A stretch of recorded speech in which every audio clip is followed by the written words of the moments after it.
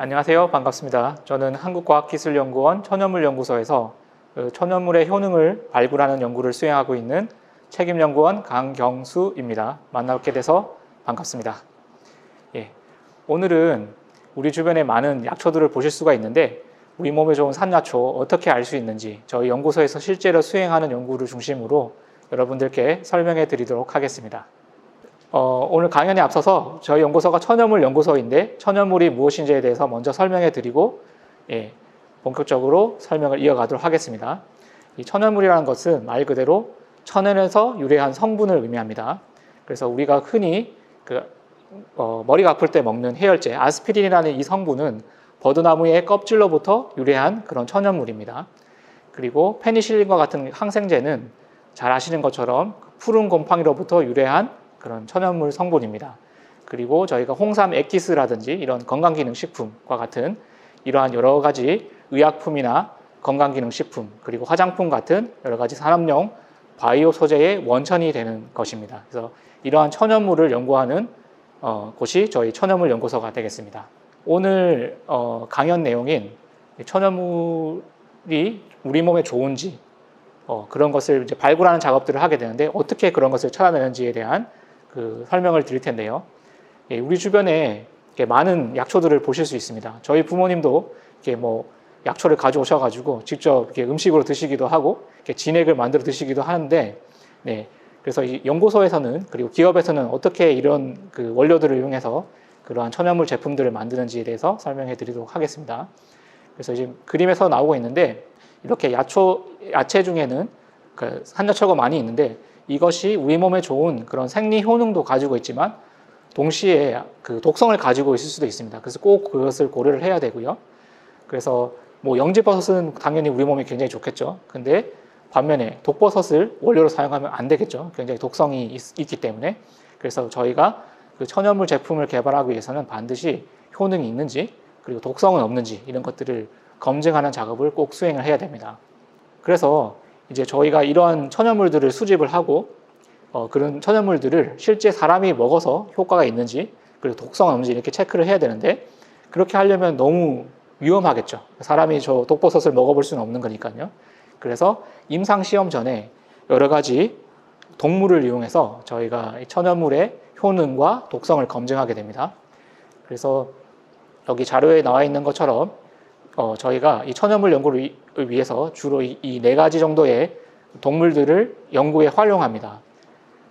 첫 번째는 예쁜 꼬마 선충이라는 이 선충류인데요. 아주 간단한 모대 동물이 있고요. 그 다음에 초파리, 이 파리입니다. 유전학 연구에 많이 쓰이는 이 초파리, 그리고 제브라핏이라고 이 물고기를 사용하기도 합니다. 그리고 쥐를 이제 연구에 이용하기도 하는데 쥐는 포유동물이기 때문에 또 사람과 유사한 포유동물이어서 쥐가 이제 가장 빈번하게 이런 연구에 쓰이게 되고요. 오늘 강연에서는 주로 이 4가지 동물 중에서 예쁜 꼬마 선충과 생쥐를 중심으로 어떻게 효능을 검증하고 독성을 검증하는지에 대해서 설명해 드리도록 하겠습니다. 쥐는 약 한 10cm 정도 크기고요. 쥐 보셨겠지만 반면에 선충은 한 1mm 정도 됩니다. 다 큰 벌레가 한 1mm 정도 크기를 가지고 있고요. 그래서 유지하기가 굉장히 편리한 그런 장점이 있습니다. 그리고 이제 수명을 보면은 쥐는 약 한 3년에서 4년 정도 살 수 있습니다. 반면에 선충은 약 수명이 2, 3주 정도 됩니다. 그래서 저희가 이 천연물 연구를 하는 이유는 건강하게 오래 살고 싶은 것이죠. 그래서 이제 이런 실험을 할 수 있겠죠. 이렇게 천연물을 먹여보고 그 다음에 누가 더 오래 사나 수명이 늘어날 수 있나 이런 걸 검증하려면 만약에 사람에서 그런 실험을 하려면 두 그룹을 나누고 한쪽 그룹은 아무것도 드시지 않은 그룹 그리고 또 한쪽 그룹은 천연물을 드신 그룹 그런 다음에 누가 더 오래 사시는지 관찰하면 되겠죠. 그러려면 약 한 50년 정도 100년 정도 있으면 이제 결과가 나올 수 있겠죠. 그래서 쉽지 않은 실험이라는 거 이제 가늠하실 수 있을 것 같고 쥐를 이용한다면 수명이 저 정도이기 때문에 나이가 든 쥐를 이용하더라도 6개월에서 한 1년 이상 이렇게 실험이 소요됩니다. 반면에 선충을 이용하게 되면 수명이 굉장히 짧기 때문에 한 달 정도면은 수명 연장 효과가 있는지 없는지 검증할 수 있습니다. 그 다음으로 이제 번식 능력을 본다면요. 쥐는 한 달에 한 8마리 정도의 새끼를 낳습니다. 이렇게 번식을 하고요. 반면에 선충은 매일 한 140마리 정도의 그 알을 낳습니다. 그럼 굉장히 빨리 번식하겠죠. 그래서 저희가 연구에 쓰일 수 있는 이런 동물을 쉽게 확보할 수 있는 그런 장점이 있겠습니다. 반면에 선충은 사람하고 굉장히 멀죠. 선충이기 때문에 사람과는 동물이긴 하지만 사람과는 굉장히 다르기 때문에 이 천연물의 효과가 사람에게 직접적으로 그대로 나타난다고 보증할 수는 없습니다. 그런 단점이 있겠고요. 그 쥐의 경우에는 같은 포유동물이기 때문에 사람과 굉장히 유사합니다. 그렇기 때문에 쥐에서 효과가 있다면 임상에서도 사람에서도 효과가 있을 거라고 더 개연성이 높다고 이렇게 생각할 수가 있습니다. 그런 또 그 쥐 모델의 장점이 있겠습니다. 반면에 최근에 저희가 이제 천연물 연구를 하면서 동물들의 희생을 최소화하려고 합니다. 그래서 꼭 필요한 실험의 부분에는 포유동물 실험을 수행해야 되겠지만 이런 것들을 최소화하고자 하는 그런 노력들을 하고 있기 때문에 쥐의 경우에는 그런 동물 연구 윤리가 굉장히 엄격하게 관리되는 측면이 있고요. 반면에 선충의 경우에는 이게 벌레이기 때문에 그런 연구 윤리 측면에서 자유로운 그런 장점이 있겠습니다. 그래서 이 두 가지 동물 모델이 어느 것이 더 좋다, 더 나쁘다 이렇게 얘기하기보다는 그 실험의 목적과 동물의 특성을 따져서 저희가 적절한 동물을 선택하고 이런 효능 실험이나 독성 실험을 수행하게 됩니다. 그러면 천연물 저희가 준비를 한 다음에 이 동물에게 먹여야 됩니다. 그래야 독성과 효능을 검증할 수 있으니까요. 그래서 쥐는 생각하시는 것처럼 사료 있지 않습니까? 쥐에 사료를 주면서 거기에 이 천연물을 섞으면 됩니다. 이렇게 사료에다가 섞어서 이렇게 쥐에다가 주면 되는 거고요. 그 다음에 선충은요, 자료 화면에서 보시는 것처럼 선충이 먹이 활동하시는 걸 보실 수 있어요. 이렇게 이 선충은 대장균을 먹이로 해서 저희가 먹이를 주거든요. 그래서 대장균을 먹이게 되는데 이때 이 대장균에 저희가 테스트하고자 하는 이 천연물, 산야초들을 간다든지 추출한다든지 해서 섞어준 다음에 이 선충에게 먹이게 되면 이 선충이 먹으면 이렇게 동물에게 천연물을 투여할 수 있게 되는 겁니다. 저희가 천연물의 효능과 독성을 테스트할 때 이렇게 동물들에게 먹이로 이렇게 준다고 생각하시면 될 것 같고요. 그 다음에 효능도 중요하지만 저희가 천연물 제품을 개발할 때 독성이 없는 것이 굉장히 중요합니다. 그래서 두 가지 경우 쥐와 선충을 이용해서 독성 테스트하는 거에 대해서 설명을 해드릴 텐데요. 이 독성 테스트는 사실 모든 것이 다 독성의 지표가 될 수 있습니다. 그래서 먹인 다음에 동물의 행동을 관찰한다든지 여러 가지 동물의 어떤 생리적인 변화가 나타난다든지 모든 것이 다 독성이 될 수 있습니다. 그래서 가장 간단한 거는 이것은 쥐의 경우인데요. 이 천연물을 투여한 이후에 몸무게가 얼마나 변화하는지를 관찰하는 겁니다. 그래서 보시면 이게 대조군이라는 거는 아무것도 먹이지 않은 쥐를 말하는 거고요. 그리고 이렇게 항암제라고 써 있는데 저희가 항암제를 투여한 쥐에서 몸무게를 관찰을 해보면 이렇게 몸무게가 저렇게 아주 통계적으로 유의미하게 감소합니다. 이 결과는 이게 잠재적으로 독성을 가지고 있다는 겁니다. 이게 항암 치료의 부작용이라고 볼 수 있는 거죠.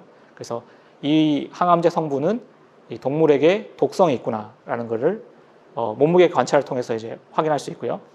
반면에 저희가 개발하고자 하는 저 천연물의 경우에는 이 대저군과 비교했을 때 몸무게 차이가 크지 않습니다. 그걸 봤을 때는 이 천연물은 이 독성이 크지 않겠구나 이렇게 가늠해 볼 수가 있는 겁니다. 이렇게 아주 간단하게 몸무게 관찰을 통해서 독성이 있는지 없는지 이렇게 검증할 수 있습니다.